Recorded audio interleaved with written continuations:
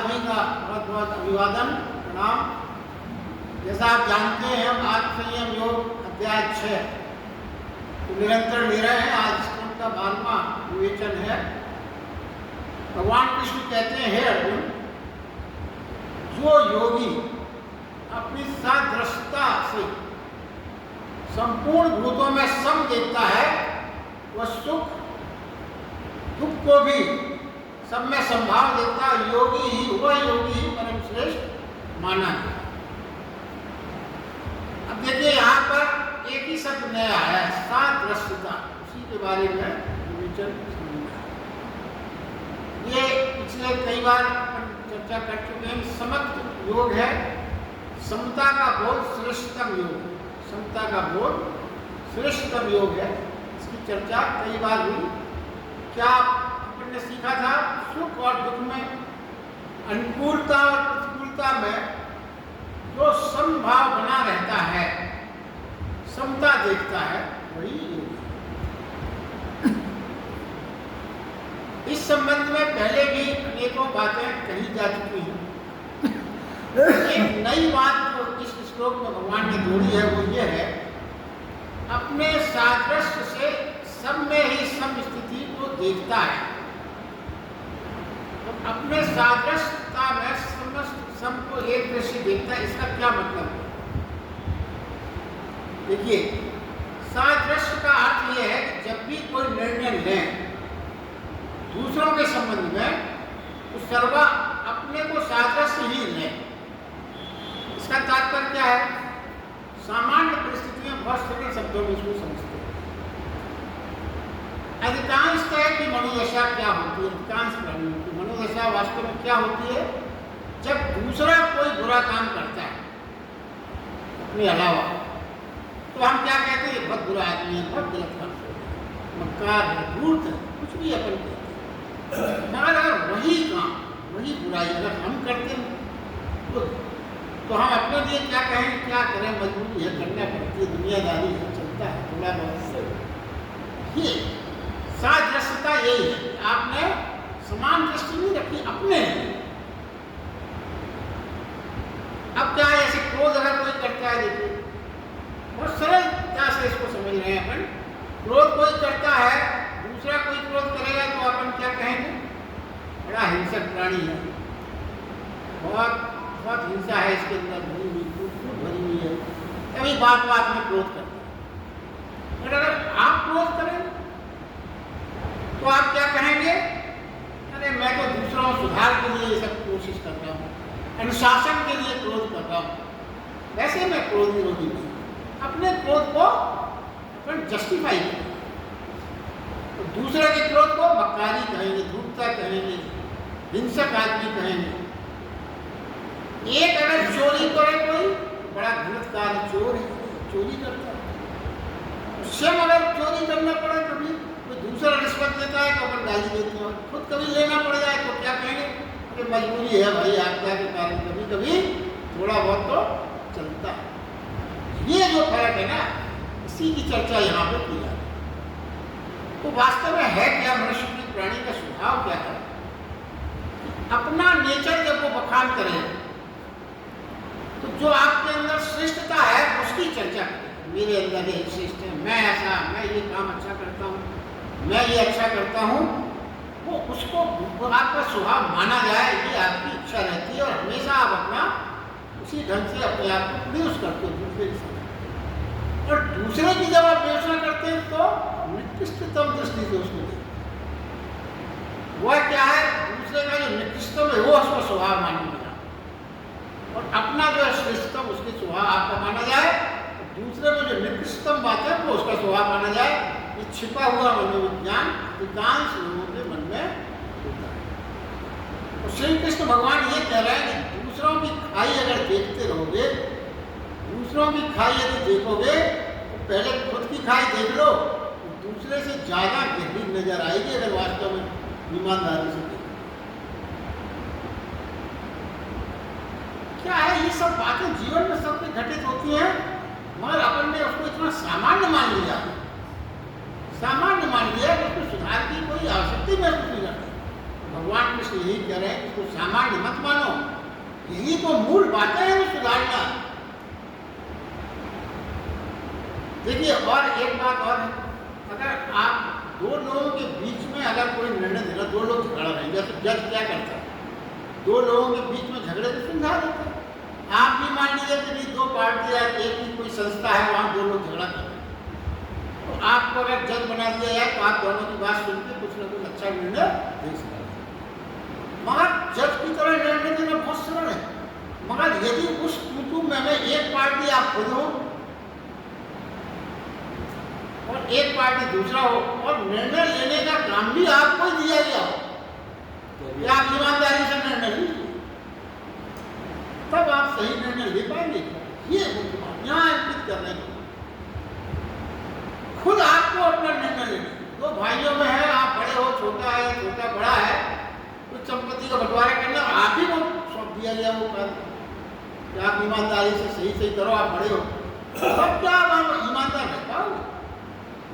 इस पॉइंट को भगवान ध्यान रहा है, जो बहुधा बहुत कठिन स्थिति है।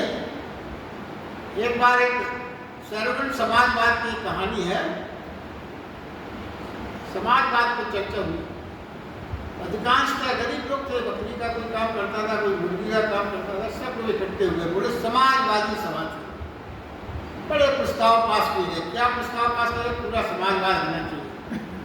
जिनके पास दो कारें हैं उनकी एक कार ऐसे व्यक्ति को दे दिया है जिसके पास एक भी कार नहीं। यही तो है समाजवादी व्यवस्था। जिसके पास दो घर हैं, एक घर ऐसे व्यक्ति को दे दिया है जिसके पास घर नहीं है।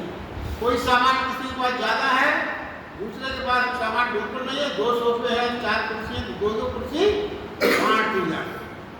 फिर एक बोला क्या इसमें मुर्गियों पे भी लागू होगा कि इसके बाद चार मुर्गियां तो दो दूसरी, अरे नहीं, मुर्गी पर लागू नहीं, बकरियों पर लागू नहीं, बकरियों पर लागू नहीं।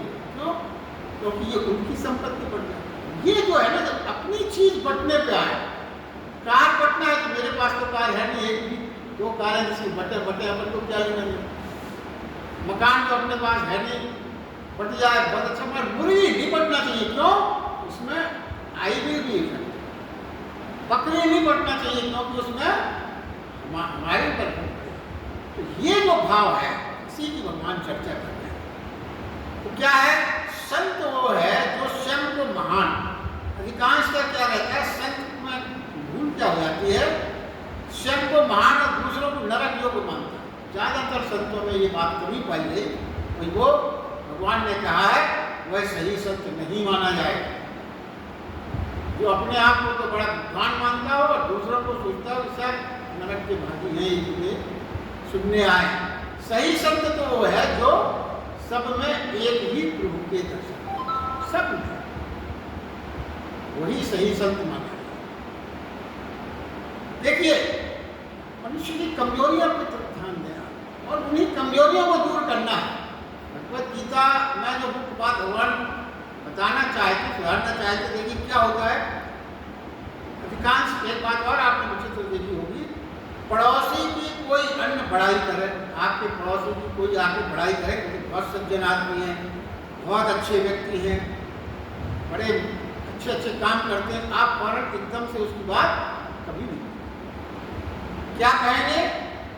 अरे आपको मालूम नहीं है उसकी असलियत, तो हम जानते हैं, हम तो बगल में रहते हैं, आप क्या जाना भूल गए। कभी आप स्वीकार एकदम से नहीं करोगे कि आप सही करें।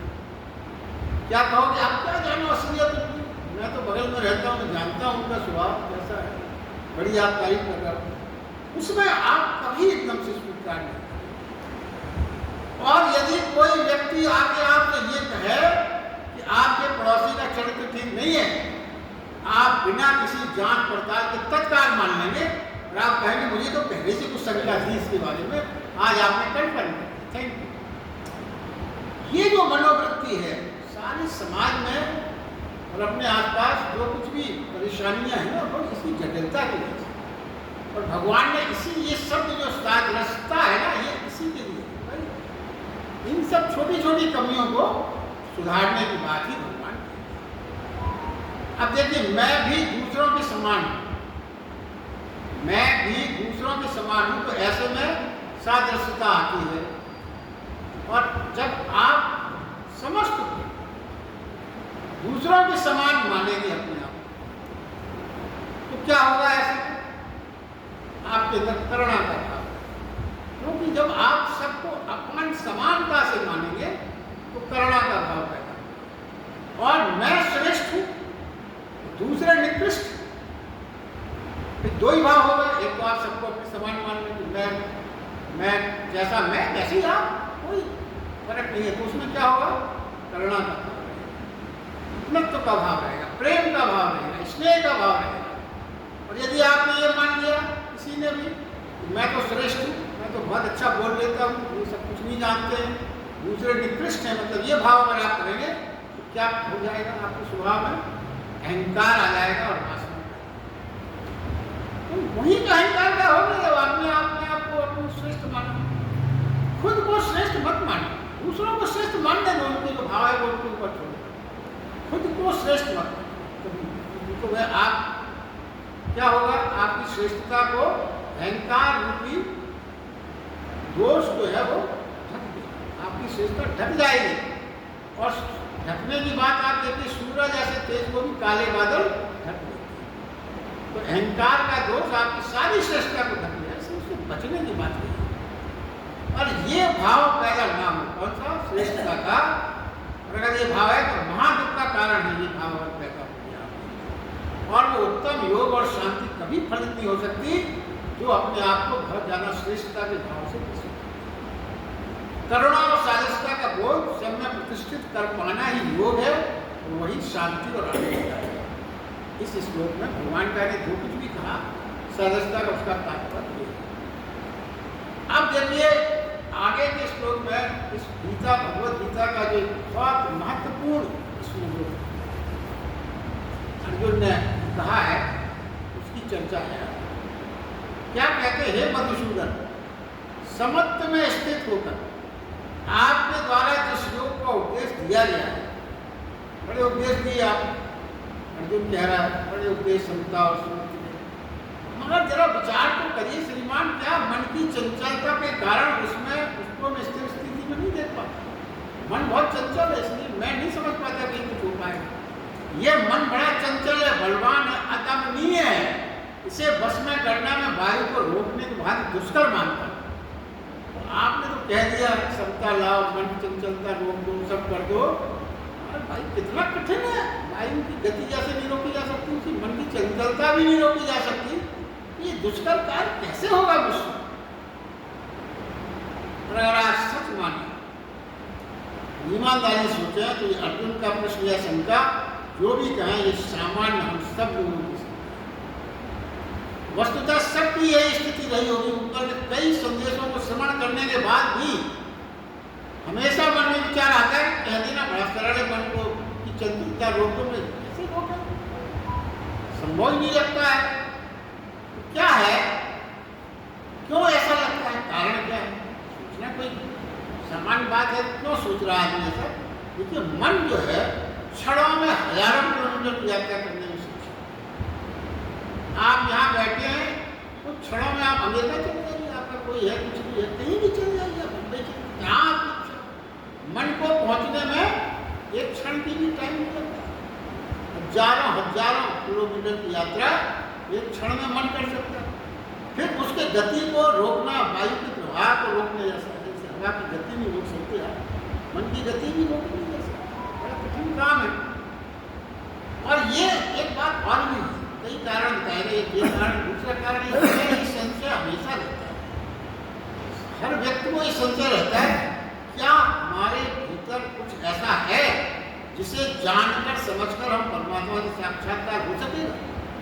ऑलवेज हमारे मन में डाउट रहता है, क्या हमें है कुछ ऐसा, कुछ ऐसी क्वालिटी है ना कि हम परमात्मा को साक्षात करने में सक्षम हो पाएंगे? सबको लगता है कि बड़ा मुश्किल है, हमारे अंदर पता नहीं, ये सब चीजें लगती तो नहीं है जैसा सब कुछ। हम इतने दुनियादारी में फंसे हुए हैं, परमात्मा का साक्षात्कार बड़ा असंभव सा लगता है। और हम अपने विषय में जितना जानते हैं, अपने विषय में ईमानदारी से, अपने विषय में अपने से ज़्यादा कोई नहीं जानता दूसरा, तो हम अपने विषय में जितना जानते हैं उसके सामने रखकर तो हम बहुत उत्साही हो जाते हैं, नहीं भाई अपने बस का तो ये काम। मन हमेशा, मन का क्या है, मन हमेशा परिचित विषय और विधान भोगों की ओर जाएगा। मन की एक बात यह है, जहाँ उसको आकर्षण लगेगा, मतलब जिससे उसका परिचय होगा उसी तरफ वो जाएगा। जिससे अपरिचित है, जिसके बारे में उसे कुछ मालूम नहीं है, उसको उसकी यात्रा कैसे हो सकती। तो पहली सूत्र तो जीवन का जो भगवान श्लोक में समझाने की कोशिश कर रहे हैं, वो ये कह रहे हैं, यदि यह सोच लिया, परमात्मा भर की बात नहीं, किसी भी कार्य के लिए यदि आपने ये सोच लिया कि ये कार्य असंभव है, तो फिर कुछ करने की धारणा छूट जाती है। आपने असंभव मान लिया, जब असंभव मान लिया तो फिर कुछ भी करने की धारणा छूट जाती है। यदि असंभव को भी आप सिर्फ ये मान के चले कि असंभव नहीं है, कठिन जरूर है, जब आप असंभव न माने, कठिन माने, तो असंभव को भी संभव मानकर चलते हैं, असंभव को भी संभव मान के यदि आप चलते हैं तो क्या हुआ, शक्ति, सामर्थ्य और ऊर्जा बढ़ती जाती है। इसीलिए किसी भी कार्य को जो आप प्रारंभ कर रहे हैं, प्रारंभ करते समय यदि आपके मन में ये भाव आ गया कि ये तो बड़ा असंभव है, तो समझ लीजिए कि फिर वो असंभव है, तो फिर आपकी ऊर्जा, शक्ति बिल्कुल खत्म हो जाएगी, क्योंकि आपने असंभव मान लिया। आप ये माने कि कठिन जरूर है, और क्या है, ये भी एक जगह तो ये लिखा हुआ था, कठिन कार्य है, असंभव नहीं है, कठिन है इसलिए करने योग्य, सरल काम तो सभी कर लेते। ये चैलेंज होगा, कार्य कठिन है इसीलिए करने योग्य है, सरल काम तो हर कोई कर लेता। आपकी इतनी सब आध्यात्मिक यात्रा का क्या औचित्य हुआ, यदि आप ये मान लिया कि काम सरल होगा तो आप करेंगे, और कठिन है तो कोई दूसरा करेगा, क्या फायदा आपके आध्यात्मिक यात्रा। ये तो संदेश है, किसी चीज को असंभव न माना जाए, सब में संभावना है।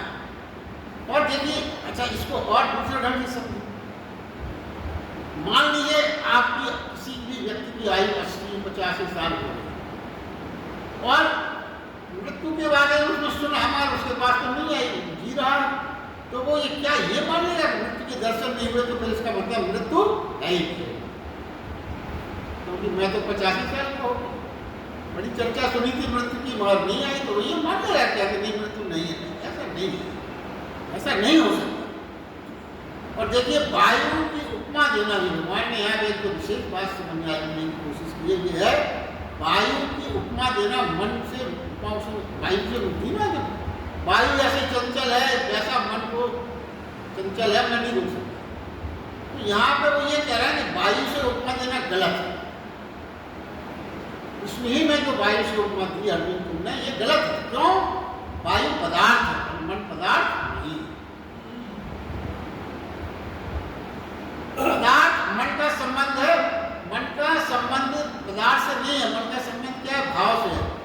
पदार्थ और मन संबंध, भाव में क्या फर्क है? पदार्थ तोड़ा जा सकता है, उसका रूप बदला जा सकता है, मगर नष्ट नहीं हो सकता। पदार्थ के बारे में विज्ञान का जिसने थोड़ा पढ़ा है वो ये समझता है कि पदार्थ कैन भी चेंज हो सकता है, उसका स्वरूप चेंज हो सकता है, मगर किसी भी पदार्थ को नष्ट नहीं किया जा सकता सृष्टि से। पानी है, भाप बन सकता है, बर्फ बन सकता है, मगर आप सोचो कि गायब हो जाए, जल, ऐसा नहीं, किसी ना किसी फॉर्म में वो रहेगा, मगर संबंध नष्ट हो सकते हैं, संबंध के भाव नष्ट हो सकते हैं। कैसे? आज मैत्री है किसी से, आपको हो सकता है बिल्कुल न रहे, नष्ट पॉसिबल, संभव है। संबंध वस्तु नहीं, संबंध कोई वस्तु नहीं है, पदार्थ को वस्तु माना जाएगा, संबंध वस्तु नहीं है। क्या संबंध किस पे आधारित है? संबंध आधारित है करुणा से, प्रेम से, मित्रता से, शत्रुता से, ये भाव है। और पदार्थ में और इस भाव में क्या फर्क है? आप देखें तो जैसे तमाम जो चीजें हैं शरीर में पदार्थ के रूप में, अगर डॉक्टर आपके शरीर की पूरी परीक्षण करे या कई तत्वों का जांच करे, किसी न किसी रूप में वहाँ पाए जाएंगे, मगर कितनी भी चीर फाड़ कर दो, करुणा, प्रेम, दया, इसका कोई डॉक्टर कोई बता नहीं सकता कितनी प्रेम है, कितनी करुणा है इस आदमी में, कितना प्रेम है इस आदमी में, कितना मित्रभाव है उस आदमी में, कोई एनालिसिस नहीं बता सकता, कोई वैज्ञानिक इंस्ट्रूमेंट व्यक्ति के इन भावों का रिपोर्ट नहीं दे सकता। आपको पैथोलॉजिकल रिपोर्ट आप आ जाते हैं ना सब जगह, ये इतना ये इतना ये इतना रिपोर्ट आ जाती है सामने, ये विटामिन इतना, ये मिनरल इतना, ये भाव इतना, ये सब चीज़ें आ जाती हैं। मगर उसी व्यक्ति में कितना प्रेम से भरा है, कितना स्नेह से भरा है, कितना करुणा से भरा है, कितना दया से भरा है, कितना घृणा से भरा है, कितनी धूर्तता से भरा है, ये भाव रक्त में या किसी भी टेस्ट में नहीं है। तो ये फर्क है पदार्थ और भाव। इस चीज को भगवान ने समझाया और आगे वो ये कहते हैं, इस दूसरी बात और जो समझ में क्या है, देखिए इस जगत में प्रत्येक शक्ति अपने विपरीत से जुड़ी है। कोई भी चीज है उसका विपरीत निश्चित होगा। कैसे, ये अपन ने कई बार चर्चा की। जीवन है तो मृत्यु होगी, विपरीत भाव। प्रकाश है तो अंधेरा होगा ही होगा। सुख है तो दुख होगा, मित्रता है शत्रुता होगी, सफलता है तो असफलता होगी, अनिवार्य है। बिना दोनों के जुड़ाव के सृष्टि में कुछ संभव नहीं है, कुछ घटित नहीं हो सकता। एक ऋतु समाप्त हो गई तो दूसरी ऋतु आएगी, सर्दी है तो गर्मी संयुक्त है। मात्र बसंत ही बसंत रहे, दूसरी ऋतु ना आए, ये संभव नहीं। तो यदि फिर वो इसी को जोड़ते हैं, यदि विपरीत का सिद्धांत ये सही मानता है आदमी, तो जरा ये सोचिए इसका मतलब निष्कर्ष क्या निकला। यदि मन चंचल है तो वो ठहर भी सकता है, असंभव की बात को वो ठुकरा रहा है, संभव है मानो। क्योंकि यदि आपने ये मान लिया सिद्धांत के हर चीज की विपरीतता जीवन में अनिवार्य है, संसार में बिना विपरीतता के कोई भाव नहीं सकता, तो आप ही ने यदि अर्जुन मन को चंचल माना है और विपरीतता का सिद्धांत सिद्ध करता है कि यदि मन चंचल तो मन असंभव मत करो। ये सब बातें इसलिए कह यानी पहले वो ये कह रहे हैं असंभव शब्द को हटाओ, तभी तो आगे बात बताएं। कहते कुछ भी हो जिससे ये, चूंकि मन स्वाभाविक चंचल है इसलिए मुझे ये बोध हुआ कि मन ठहर भी सकता है। देखिए जीवन में बहुत से अनुभव हैं। यदि आप इतना कहें किसी से भी तो मुझे उससे इतना प्रेम है, कभी झगड़ा नहीं हो सकता। घर में हो, कहीं परिवार में हो, पति पत्नी के बीच में हो, यदि कोई ये कहे कि मुझे इतना प्रेम है कि झगड़ा हो ही नहीं सकता, तो ये गलत है। जितना प्रेम होगा किसी से उतनी कलह होगी, ये अनिवार्य सिद्धांत है। इसलिए कलह से डरना भी नहीं चाहिए। कलह से बचना है, यदि आप चाहते हो कलह से बचें तो किससे बचना पड़ेगा? प्रेम से भी बचना पड़ेगा। यदि आप प्रेम से बचें तो कलह से बच सकते हैं, अन्यथा दोनों चीजें नहीं, ये संभव ही नहीं। आप जिंदगी में ऐसा कभी नहीं कर सकते। राग विराग है, राग है तो विराग होगा, आकर्षण है तो विकर्षण एक साथ होंगे। शत्रुता बिना मित्रता के असंभव है। शत्रुता तो बिना मित्रता के हो ही नहीं सकती। आप मुंबई में चले जाएं, सब तमाम लोग जितने, आपकी क्या शत्रुता किसी से? क्यों? क्योंकि आपकी कभी मित्रता नहीं है। क्या लेना देना किसी से? आप जिससे आपकी कभी ना कभी कुछ ना कुछ संबंध रहे होंगे, मित्र भाव के परिचय, कुछ भी, उसी से शत्रुता हो सकती है। बिना मित्रता के कैसे शत्रुता हो सकती? तो ये कहते हैं कि असंभव। और शांति बिना संघर्ष के नहीं हो सकती, दोनों साथ साथ चाहिए। इसलिए आप पूरी सृष्टि में, चाहे वो भगवान राम का काल रहा हो, चाहे कृष्ण का काल रहा हो, चाहे वर्तमान काल हो, किसी भी काल में देख लीजिए, इस युद्ध इस सृष्टि में सर्वदा रहे हैं। युद्ध चाहे कितनी भी शांति की बात की जाए, शांति ही शांति रहे, युद्ध न रहे, ये असंभव है। किसी काल में आपने ये संभव नहीं पाया। और ये असंभव है कि हम शांत बने रहे सर्वदा और युद्ध को हटाते रहे। ये चीज बहुत ही ज्यादा आपको बर्बादी की ओर ले जाने वाली है। और हमारा देश जो बर्बाद हुआ इसीलिए, तो हमने शांति को इतना पकड़ा कि हम तो ये तो करेंगे, हम तो शांति प्रिय हैं। सोमनाथ मंदिर का उदाहरण इतिहास में आया है। वहां पे 30,000 साधु और 30,000 भक्त थे मंदिर में, पूजा अर्चना जब कर रहे थे। और मात्र कुछ 2,000 लुटेरों ने उस पर आक्रमण किया था। सब अगर 10-15 आदमी भी उसमें से एक को पकड़ते खत्म मान नहीं, हम तो शांत प्रिय हैं, हम युद्ध कर ही नहीं सकते। ठीक है, यही भगवान ने समझाने की शांति और युद्ध जैसी विपरीतता आवश्यक है, वो सृष्टि से कभी नहीं हटाया जा सकता। कितना भी कोई प्रयास कर ले, जीवन में कभी न कभी युद्ध में उतरना ही पड़ता। पहली शांति से किसी का न सृष्टि चली है, न संसार चला है, न कोई युग चला है। चाहे कोई युग हो, त्रेता युग हो, चाहे सतयुग हो, चाहे द्वापर, कोई भी युग हो। कलयुग की तो बात पर ये मान लेते हैं इसमें तो अशांति, उस युग में भी कहाँ थी? एकदम से शांति कभी नहीं रही, हमेशा उपद्रव रहे। देखिए, हमेशा युद्ध बने रहे। अब ये कहते हैं, हे अर्जुन, निस्संदेह मन चंचल है, कठिनता से बस में होने वाला है, परंतु अभ्यास और वैराग्य से प्रयास करने से इसको बस में किया जा सकता है। दो बातें जो है ये आप समझ लें कि अर्जुन की मनोदशा देखकर भगवान श्री कृष्ण ने कहा, निश्चय ही मन बड़ी कठिनाई से बस में होता है। निश्चय ही मन बहुत कठिनाई से बस में होता है, मगर बात यह है जैसे हम हैं वैसे ही रहेंगे, यानी सबको मन ही माने तो मन के पार होना संभव नहीं है। कि संभावना जैसे हम हैं वैसे ही हम नहीं आएंगे, हम में कोई परिवर्तन संभव ही नहीं है। अगर आपने ऐसा मान लिया तो फिर आपकी प्रगति होगी।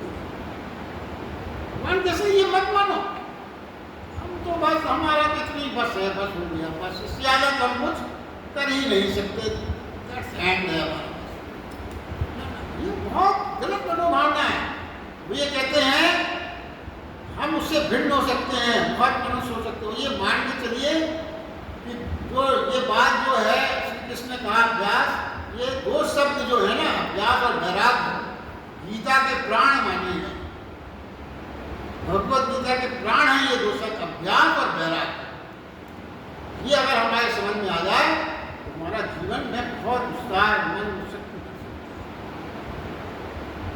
आधार यही है कि मनुष्य जैसा है उससे भिन्न हो सकता है। देखिए, आपने कहानी सुनी होगी, एक बच्चे को कुछ भेड़िए उठा ले गए थे, उसको काफी साल उनके साथ रहा, तो वो मनुष्य की योनि में था, बदल गया। वो भेड़िए की तरह चार पैर से चलना, आवाज नहीं निकालना, उसी तरह से बोलना, सब बदल गया। तो उसको उसका अभ्यास हो गया। तो जो मनुष्य का बच्चा भेड़िए के साथ रहने का अभ्यास करके भेड़िया हो सकता है, कहानी सबने सुनी होगी, तो मनुष्य में भी बहुत सारे परिवर्तन संभव है। अभ्यास की शक्ति को पहचाने, कठिन काम भी निरंतर अभ्यास से संभव है। बहुत कठिन काम भी है, आप निरंतर अभ्यास करें बिना थके, बिना ऊबे, वो चीजें हैं उसमें। अभ्यास करें बिना थके, बिना ऊबे, दृढ़ता से, तो फिर निश्चित रूप से वो काम। मनुष्य में अनंत संभावना है। आप जैसे हैं उससे अलग करने की, सीखने को अभ्यास करना होंगे, और बदलने की चेष्टा ही अभ्यास है। और एक ये जो बहुत महत्वपूर्ण दोहा सभी ने सुना है, करत करत अभ्यास के जड़ मत हो सुजान। करत करत अभ्यास के जड़ मत हो सुजान, रसरी रसरी आवत जांच के सिल पर पड़े निशान। कहाँ पत्थर की इतनी बड़ी सिल, कहाँ रस्सी, कुएं में। आपको खैर बहुत कम लोग देखा, आपने तो बचपन में खूब किया है, कुएं से पानी में खूब पूछा, आप लोगों ने पूछा होगा। वो जो सिल लगी रहती रस्सी, चतुर निशान, इतनी गहरी निशान बन जाता। ये जो गोवा में ये चीज दिखी, आज के बच्चे बड़ी आश्चर्य करेंगे, क्या है? अपन ने देखा, रस्सी खींचते खींचते सिल पर पड़ा निशान। यही तो वो कह रहे हैं, करत करत अभ्यास के जड़ मत हो सुजान। यही तो भगवान कृष्ण कह रहे हैं। भगवान कृष्ण कहते हैं मन की दौड़ एक संस्कारित व्यवस्था है, वह एक रुक नहीं पाता। अभ्यास से नई व्यवस्था की जा सकती है। हमें एक व्यवस्था का अभ्यास करें तो दूसरी व्यवस्था को हम पा सकते हैं, ये संभव है। तब मन की चंचलता को एकदम न माने, अभ्यास करें रोकने का, तो आप कर सकते हैं। फिर देखिए, इसी में एक जो बात आई वो ये आई कि अभ्यास और वैराग्य को तोड़ा भगवान। तो वैराग्य से क्या मतलब? अभ्यास की बात तो समझ में आ गई, कि हम निरंतर अभ्यास करेंगे तो संभव है। वैराग्य से क्या मतलब है? वैराग का मतलब क्यों जोड़ा गया इसको समझते हैं। राग के कारण ही प्राणी दौड़ता है, ये तो बड़ी स्पष्ट बात है। जब तक किसी चीज के प्रति हमें राग होगा तभी तो हम उसको पाने के लिए दौड़ते हैं, अभ्यास करते हैं, उसके पीछे पागलपन से गति करते हैं उस वक्त हमें पाना है। और वैराग्य क्या है? वैराग विश्राम का आधार बनता है। जब वैराग्य हो जाता है किसी चीज के प्रति तो फिर विश्राम का आधार बनता है, फिर मन की दौड़ अपने आप इसीलिए इसको जोड़ा जाए। देखिए हमारी जिज्ञासा, हमारी शिक्षा, समाज व्यवस्था, परिवार संबंध में हम सब राग से ही तो जुड़े हैं। यही है हमारी शिक्षा भी यही है, शिक्षा में भी यही सिखाया जा रहा है आजकल, समाज व्यवस्था ये है, परिवार के समझ सब में राग का समावेश है। राग पर ही हम सब खड़े हैं, इसलिए हम दौड़ते रहते हैं। राग यानी दौड़, ठहराव यानी राग यानी दौड़ और वैराग्य ठहराव यानी वैराग। अब देखिए ये शर्त कैसे लागू हो, वैराग एकदम से कैसे पैदा हो? वैराग की शर्त जरूरी है वरना प्राणी ठहरने को राजी नहीं हो। अगर वैराग की शर्त भगवान ना लगाए तो आप रुकोगे ही नहीं, ठहरने की बात ही नहीं पैदा हो। तो जब ठहरेंगे नहीं तो मन की चंचलता का तो अभ्यास कैसे हो? अब वैराग की भावना हो तो फिर ऐसी विधियां हैं। पहले आपको वैराग की भावना मन में ऐसी विधियां हैं जिसके अभ्यास से मन को विश्राम तक पहुंचाया जा सकता है। अब देखिए एक बार जिस बात की चर्चा पहले भी हुई उसको फिर से एक बार इसमें यहाँ दोहराया गया। क्या वैराग होता किसको, कैसे होता है? कठिन है बात। वो ये कहते हैं वैराग ये है कब होता है जब एक राग की व्यर्थता में समस्त रागों की व्यर्थता देखने में समर्थ हो जाए। क्या है इसका मतलब? पिछली भी चर्चा हो चुकी है। एक चीज आपको दूर दिख रही है तो वहां पर सुख है और आप वहां पर दौड़ के पहुंचे गति करके। जब आप वहां पहुंचे वो चीज आपको मिल गई थोड़ी देर में तत्काल या कुछ समय बाद आपको लगता है ये तो बेकार है, इसमें कोई मजा नहीं है, वो सुख नहीं है जो हमने सोचा था। यानी सुख की दौड़ जो आपने लगाई अंततः आपको दुख मिला। अब जो वैराग्य की भाव होगी वो इस बात को मान लेगा कि ये दौड़ ही निरर्थक है। जब राग होगा तो क्या होगा? वो कहेगा इस बार छूट गए, अब जो आगे दिख रहा है वहां तो निश्चित ही मिलेगा। मतलब ये भी कंटिन्यूअसली वो जर्नी अपनी दौड़ की चलाता है। दूसरी जगह पहुंचेगा फिर वही दुख मिलेगा उसको। फिर वो ये नहीं निष्कर्ष नहीं निकालेगा कि ये दौड़ व्यर्थ है, अब नहीं चलना। वो कहेगा ना, दो जगह छूटी कोई बात नहीं, तीसरी जगह वहां जो दिख रहा है वहां तो निश्चित ही होगा, वहां दौड़ जाएगा। और ये दौड़ जन्म जन्मांतर चलती है। इसी दौड़ को अगर रोकना है तो मोक्ष का यही आधार है। मोक्ष मनुष्य को ये चीजें गीता में ही समझाई जा सकती है। जिसको समझ ले मोक्ष आदमी का मोक्ष तभी मिलेगा जब आप राग के प्रति दौड़ की व्यर्थता को समझ के मन को ठहराए। मोक्ष है क्योंकि फिर आपकी इच्छाएं, कामनाएं, वासनाएं शून्य हो गई। इच्छाएं, वासनाएं शून्य हो गई तो फिर आपको समय की जरूरत नहीं है। समय की जरूरत नहीं है तो जन्म की जरूरत नहीं है, जन्म की जरूरत नहीं है तो मोक्ष। सब चीज मैथमेटिकल है। मगर हम क्या सोचते हैं कि हम ये सब करते रहें, दौड़ते भी रहें, चीजों का व्यर्थता का अपना सुख का भोग भी करने के लिए मन को तत्पर रखें और मोक्ष भी मिल जाए। कैसे मिल जाए? चंदन लगा दिया, सुबह आरती उतार के उससे मोक्ष ना तो आज तक किसी को मिला है ना कभी मिला। ठीक है, वो सब क्रिया इसलिए है कि आपके अंदर राग की व्यर्थता का ध्यान, वैराग्य का ध्यान तो जाए, और आपने उतने को ही पर्याप्त मान लिया। और उसके बाद सबसे बड़ा हास्यास्पद स्थिति आती है, उसको फिर आप अपना अधिकार मानने लगते हैं। जैसे हमने आपको किसी को आपने 100 रुपये दिए चीज देना, तो फिर 100 रुपये देने के बाद चीज लेने का आपका अधिकार आ गया। आप सोचते हैं रोज तिलक लगा रहे हैं, रोज आरती कर रहे हैं, मेरा अधिकार है मुझे मोक्ष दो। आप कोई सोने का हार किसी के पास जाओ, 1000 रुपये दो, अब सोने का हार दे दो तो मिलेगा क्या? उसका मूल्य उतना ही चुकाना पड़ेगा जितना उसका मूल्य है। तो आपने मोक्ष का मूल्य खाली इतना समझ लिया कि थोड़ा सा तिलक लगा दिया और थोड़ी सी आरती उतारी तो मोक्ष कीमत आप देंगे, बहुत बड़ी चीज़ कैसे मिलेगी? अगर आप बिजनेस भी करना चाहते हो भगवान से, तो उसका मूल्य वही तो दो जो उसका मूल्य है। वो तो वही हो गया कि बढ़िया वो हीरा ले जाए सब्जी वाले को, वो दे देगा, ये हाँ भी 2 किलो आलू ले जाओ दे दो, उसका मूल्य वही कर पाएगा जो उस चीज़ की कीमत जानता है। तो बैराग उसे होता है जो एक राग की व्यर्थता में समस्त रागों की व्यर्थता को देखता है। जो सुख व्यर्थ लगने लगे उस सुख की तलाश में निकलता ही नहीं है कोई, समस्त सुखों की व्यर्थता समझ लेता है, जान लेता है। वैराग यानी किसी भी आकर्षण विकर्षण नहीं, स्वयं को जानना ही जिसका ध्येय है। राग का ही हम अभ्यास, राग का ही हमें अभ्यास है, वैराग का नहीं, और यही हमको बदलना है।